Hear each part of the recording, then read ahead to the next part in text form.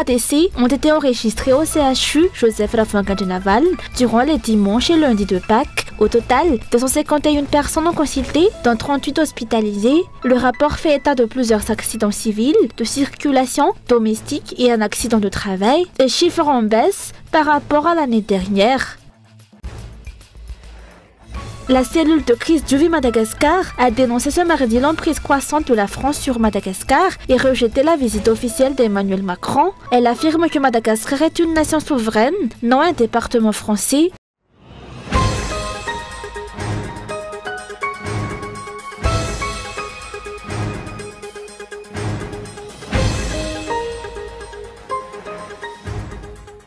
Trois personnes sont décédées durant le dimanche et le lundi de Pâques dernier, selon le rapport officiel du centre hospitalier universitaire Joseph Lafont-Gandjenaval.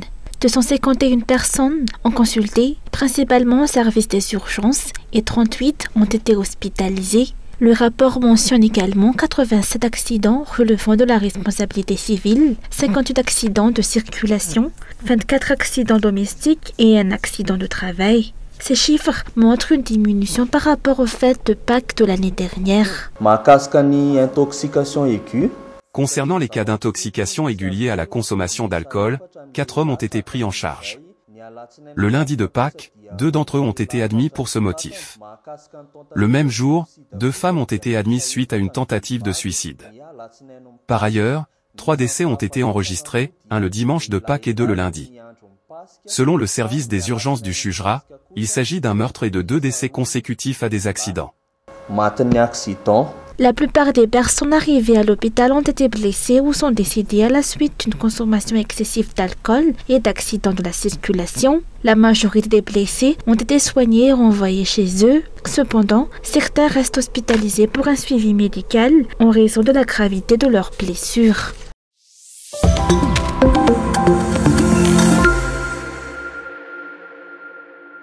Alors que les funérailles du pape François sont prévues se tenir ce samedi, place Saint-Pierre, la question de son successeur taraude déjà les esprits. Cette étape incontournable précède l'élection d'un nouveau pape. Le conclave, moment décisif, se tient entre 15 et 20 jours après le décès du souverain pontife. Pour cette prochaine élection, Madagascar sera représenté par le cardinal Désiré Tsarazan. À huis clos, dans la chapelle Sixtine, les cardinaux de moins de 80 ans éliront le successeur du pape François. En avril 2025, ils seront 135 électeurs sur 252 cardinaux dans le monde. Parmi eux donc, un malgache. À 70 ans, le cardinal Tsarazan participe à un moment historique.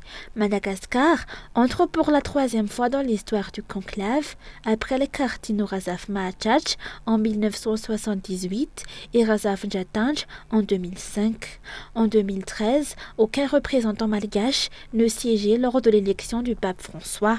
Avant le conclave, l'Église suit un protocole strict, constat officiel du décès, salement des appartements pontificaux, préparation du corps, suit une période de deuil rythmée par l'anneau mondial, 9 jours de messe en hommage au pape défunt.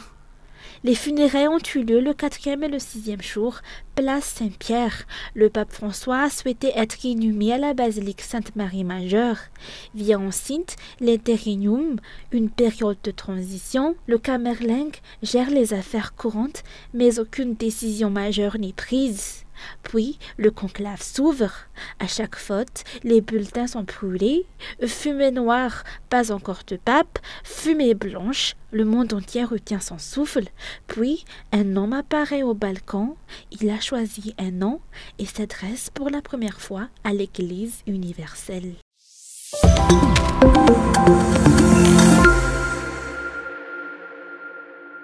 Le président français Emmanuel Macron a annulé la visite qu'il devait effectuer à l'île Maurice les jeudi 24 et vendredi 25 avril prochains en raison de sa participation aux funérailles du pape François au Vatican. Il est à noter que ces obsèques se tiendront le samedi 26 avril 2025.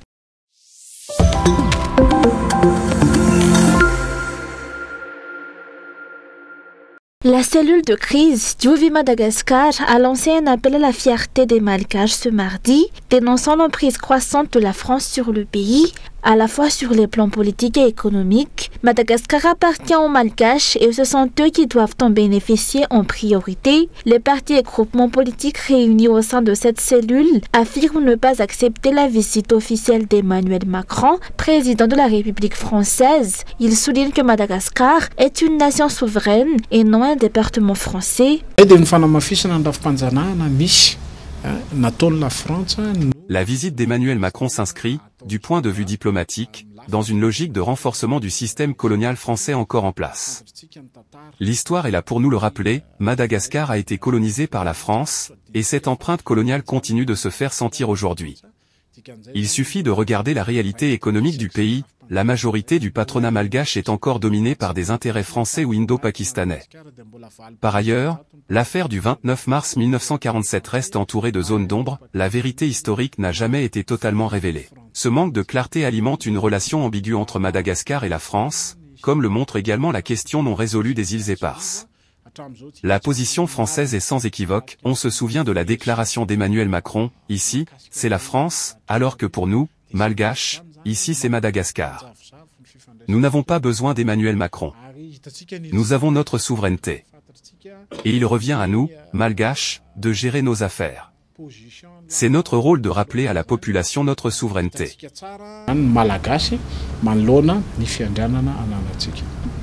La cellule rappelle par ailleurs qu'Andradzwil a la nationalité française, ce qui selon elle jette un doute sur sa capacité à défendre pleinement les intérêts de Madagascar face à la France. Cette situation rend les relations entre les deux pays floues. Au-delà du volet franco-malgache, la cellule s'oppose également à tout projet imposé de manière unilatérale, sans l'adhésion des populations concernées, citant notamment le cas du projet Bastouliar.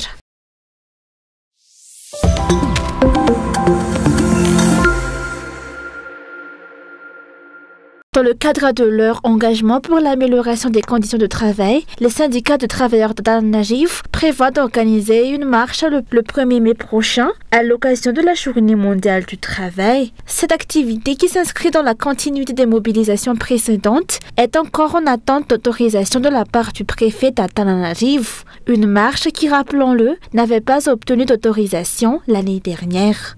Le Premier ministre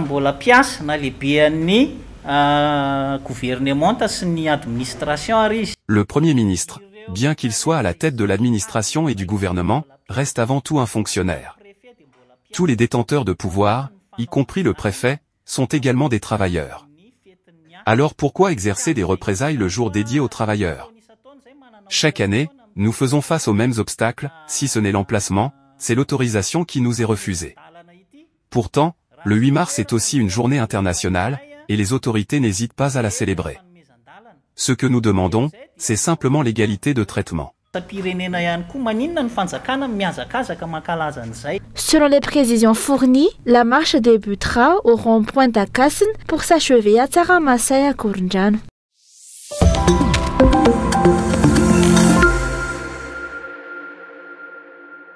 Le SAMIFIN, service de renseignement financier malgache, a déclaré ce jour qu'il entend désormais cibler les véritables cerveaux derrière les réseaux de corruption. Pour y parvenir, il est indispensable de renforcer les capacités des acteurs engagés dans la lutte contre le blanchiment d'argent et la corruption afin de pouvoir attraper les gros poissons. L'organisme reconnaît toutefois que les moyens actuels restent limités. Le manque de connaissances, aussi bien chez les intervenants que dans le grand public, constitue un frein majeur à l'efficacité de cette lutte.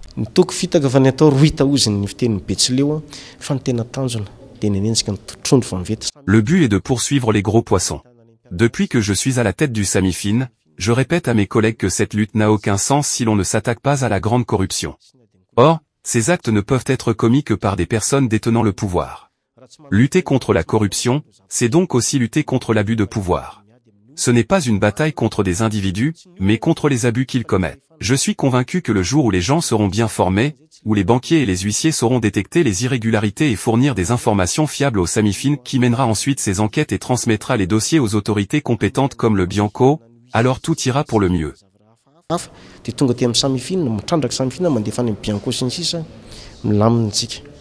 Selon le SAMIFIN, Madagascar présente un risque élevé de blanchiment d'argent, notamment à travers l'évasion fiscale, l'exportation illégale de ressources naturelles, la corruption, le trafic de drogue et les enlèvements. Ces secteurs sont considérés comme particulièrement sensibles et font l'objet d'un suivi renforcé. Un centre de formation dédié à la lutte contre le blanchiment d'argent a été inauguré ce jour au sein du SAMIFIN. Doté d'équipements modernes, il permettra d'assurer des formations, y compris à distance, et de renforcer les compétences des professionnels. Le centre travaillera en collaboration avec les facultés de l'OGS, de la FTSP et de la VLSH Takatsu et proposera un diplôme de master spécialisé en lutte contre la corruption et le blanchiment d'argent.